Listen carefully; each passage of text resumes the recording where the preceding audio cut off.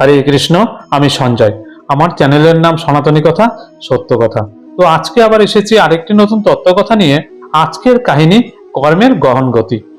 অর্থাৎ ভগবান শ্রীকৃষ্ণ বা ভোলানাথ এনারা কিছু কথা বলে গেছেন। যদি সেই কথাগুলি আমরা মন দিয়ে শুনি তো আমাদের জীবনের যে আশা আকাঙ্ক্ষা ষোলকলা পূর্ণ হতে পারে, শুধুমাত্র নির্ভর করে আমাদের মেনে চলার উপর। তো তাই নিয়ে আজকে আলোচনা করছি। শুরু করার আগে প্রথমেই বলি, আমার চ্যানেলে যারা প্রথম এসছেন তারা আগে ভিডিওটি দেখুন। যদি ভালো লাগে তাহলে অবশ্যই সাবস্ক্রাইব করে চ্যানেলের সাথে জুড়ে থাকবেন। ভিডিওটি স্কিপ করবেন না, সম্পূর্ণ ভিডিওটি দেখুন, অবশ্যই ভালো লাগবে। ভালো লাগলে অবশ্যই লাইক কমেন্ট শেয়ার করে দেবেন। তাহলে দেখতে থাকুন আজকের কাহিনী কর্মের গহন গতি। ভগবান শ্রীকৃষ্ণ বলেছেন, হে বৎস, কর্মের গতি অতি গহন। এই রহস্য পণ্ডিত ও বিদ্বানও জানেন না। এর জন্যই তুমি কর্মগতি জ্ঞান তোমার থেকেই জানো। বিষয়টা তো অতীব সত্য। স্বয়ং কর্মের অধীন মানুষ কর্মের গহন গতিকে নিজের প্রয়াসে সে কিভাবে জানবে? আমরা তো দেখছি পরমপিতা শিব আমাদের চার বিষয়ের জ্ঞান এসে স্বয়ং দিয়েছেন। তিনি বলেছেন, হে বৎস, সৃষ্টির আদি মধ্য ও অন্তের জ্ঞান আমি দিয়ে থাকি। এই জ্ঞান মানুষ যতই সে বড় দার্শনিক বৈজ্ঞানিক হোক না কেন দিতে পারেন না, কারণ তাকে এই জনম মরণের চক্রে আসতে হয়। আমরা আমাদের অনুভব দ্বারাও জানি এবং মানি যে সত্যযুগ, ত্রেতা যুগ, দাপর যুগ ও কলিযুগ এবং সঙ্গম যুগের জ্ঞান পরমাত্মা শিব প্রজাপতি ব্রহ্মার দ্বারা দিয়েছেন। এমন জ্ঞান যা না কোনো শাস্ত্রে বর্ণিত আছে, না কোনো গুরু গোসাইয়ের নিকট আছে, না কোনো ব্যক্তি দিতে পারেন।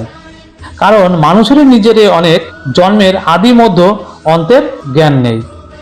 এর অতিরিক্ত পরমাত্মা শিব বলেন, আমি কে এবং কেমন এ বিষয়ের জ্ঞান আমি নিজে অবতীর্ণ হয়ে প্রদান করি। যেমন পরিবারে লৌকিক পিতা তার পুত্রকে তার নিজের পরিচয় দেয়, ঠিক ওই রকম আত্মারূপী পুত্রকে নিজের পরিচয় স্বয়ং পরমাত্মা পিতাই দেন। ঋষি মুনিগণ তো পরমাত্মার বিষয়ে নেতি নেতি বলেছেন। তারা পরমাত্মার সম্বন্ধে যুক্তিসঙ্গত সত্য কোনো জ্ঞান শোনাননি। বলেননি পরমাত্মা স্বরূপ এরকম। পরমাত্মা জ্ঞান নেত্রদাতা এবং দিব্য বুদ্ধি বিধাতা। তিনি দিব্য বুদ্ধি তথা দিব্য সাক্ষাৎকার করিয়ে তার নিজের স্বরূপের সঠিক বোধ করান।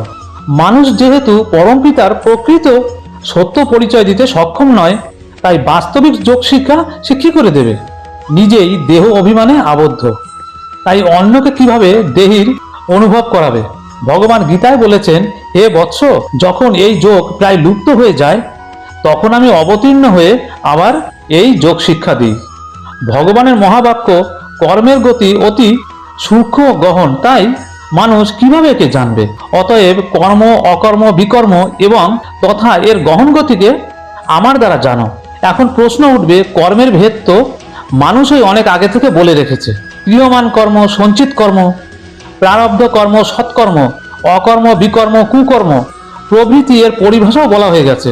শাস্ত্রে তো এর বিস্তারিত ব্যাখ্যাও করা হয়ে গেছে। কর্মের বিধি ও নিষেধ, অর্থাৎ কি করা উচিত আর কি করা উচিত নয়, এ বিষয়ে স্মৃতিগ্রন্থে তথা ধর্মশাস্ত্রে স্পষ্টভাবে বর্ণনা করা আছে। তবুও পরমাত্মা ধরিত্রীতে অবতীর্ণ হয়ে কর্তা ও কর্ম তথা ক্ষেত্র ক্ষেত্রজ্ঞ, কর্মেন্দ্রিয় ও কর্মফলের বিষয়ে কি এমন নতুন কথা শুনিয়েছেন যে কারণে তিনি তার মহাবাক্যে বলেছেন, পণ্ডিতগণও এ বিষয়ে অন্ধকারে।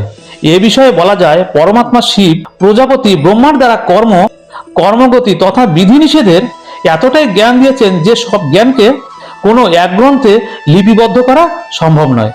তিনি কর্মের বিষয়ে এমন মর্যাদার কথা উল্লেখ করেছেন যে সমষ্টিগত কিংবা ব্যক্তিগতভাবে স্থিতি তথা পরিস্থিতি অনুসারে কর্ম পথের অনেক রকম মার্গদর্শন দিয়েছেন। ওই মার্গদর্শন সমূহের সার রূপ এখানে তুলে ধরেছি। এক, ব্যক্তিগত পুরুষার্থ অথবা সাধনা, যার দ্বারা নিজের লক্ষ্য পূরণ হয়, মনুষ্য থেকে দেবতা হওয়া, মুক্তি ও জীবন মুক্তি বা কৈলব্য প্রাপ্ত করা। 2, সংসারে হয়ে চলা বিভিন্ন প্রকার কর্মের জ্ঞান। এই দুটো বিষয় মিলিয়ে আমরা এখানে অত্যন্ত সংক্ষেপে কিছু জ্ঞানবিন্দুকে স্পর্শ করেছি। এই জ্ঞানকে জেনে সেই অনুসারে কর্ম করলে মানুষ ষোলকলা সম্পূর্ণ হতে সক্ষম।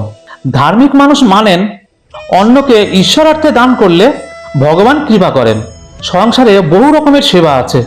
সব রকমের সেবার লক্ষ্য হলো দুঃখীকে সুখী করা। সেবার দ্বারা নম্রতা, উদারতা, ত্যাগ, কর্মকুশলতা, সহযোগ দেওয়ার মানসিকতা প্রভৃতি মানুষের মধ্যে বহু রকমের গুণের বিকাশ হয়। এই গুণের জন্যই ব্যক্তি নিজের শ্রেষ্ঠ কর্তব্যের ফল শ্রেষ্ঠই প্রাপ্তি করে। এজন্যই বলা হয় সেবা বিনা মেবা মেলে না। উল্লেখ করেছি মানুষ তার আত্মিক উন্নতির জন্য পূজা পাঠ, সৎসঙ্গ, যোগ সাধনা, তপস্যা, প্রার্থনা করে থাকে। কিন্তু পরমপিতা পরমাত্মা ভগবান শিব আমাদের প্রকৃত এসবের স্বরূপ সম্বন্ধে অবগত করেছেন। ভগবান জানিয়েছেন কোনো ধর্মীয় পুস্তক অধ্যয়ন করায় এবং তার সম্বন্ধে মনন করাই সাধ্যায় নয়, বরং সতেব ধ্যানমগ্ন হওয়া বা স্থিত হওয়া প্রকৃত সাধ্যায়। সাধ্য পরমপিতা পরমাত্মার সত্য জ্ঞান প্রাপ্ত করে নিজের মনকে তার স্মৃতিতে সমাহিত করাই হলো বাস্তবিক সাধনা। এই সাধনা দ্বারা আত্মাকে পরমাত্মার সঙ্গ বা নৈকট্য অনুভব করানো হলো প্রকৃত অর্থে সৎসঙ্গ বা উপাসনা। এই সৎসঙ্গে বা উপাসনায় যোগাগ্নি উৎপন্ন হয়। এই যোগাগ্নিতে আত্মাকে তাপিত করে পবিত্র করাই হলো প্রকৃত তপস্যা। এই জন্যই তো পরমপিতা শিব আমাদের যোগের বিধি ও সিদ্ধির স্পষ্ট জ্ঞান দিয়েছেন। বহু মানুষ ইচ্ছা রাখেন যে আমি যা বলবো তা যেন সত্য এবং প্রিয় হয়, আমার কর্ম যেন কাউকে হনন না করে, আমি যেন কাউকে দুঃখী না করি, আমার জীবন যেন নির্বিকার থাকে। বহু ভক্ত আছেন যারা কোনো ভুল, পাপ, বিকর্ম ইত্যাদি করে ফেললে উপবাস বা ব্রত রেখে নিজেকে সাজা দেন, গঙ্গা স্নান করেন বা কোনো তীর্থযাত্রায় বেরিয়ে পড়েন কিংবা মৌনব্রত ধারণ করেন। এ প্রসঙ্গে ভগবান বুঝিয়েছেন পুনরায় একই ভুল, বিকর্ম বা কোনো পাপ না করার প্রতিজ্ঞা অথবা দৃঢ় ধারণাই হলো ব্রত পালন। ঈশ্বরীয় জ্ঞান অধিক অধ্যয়ন এবং শ্রবণ করাই হলো বাস্তবিক গঙ্গা স্নান, যার দ্বারা আত্মা পবিত্র হয়। মহাদেব এটাও বলেছেন ভুলকে নিজের দিলারাম অর্থাৎ পরমাত্মা বলে দিলে ভুল আর সামনে এগোবে না, বরং অর্ধেক হয়ে যাবে। যদি একই ভুল বারংবার হতে থাকে তো তা পাকা হয়ে যাবে। জ্ঞানবান হয়েও যদি সে ভুল করে তাহলে তার সাজা শতগুণ হয়ে যায়। মহাদেব এজন্য অন্যের ভুল ভ্রান্তিকে মনে স্থান না দিতে, নিজের ভুলের পুনরাবৃত্তি না করতে সাবধান থাকতে বলেছেন। তো এটাই ছিল আজকের কাহিনী। আগামী দিনে আগামী পর্বে আবার কোনো নতুন কাহিনী নিয়ে আসব। ততক্ষণ আপনারা অবশ্যই ভালো থাকবেন, সুস্থ থাকবেন। হরে কৃষ্ণ।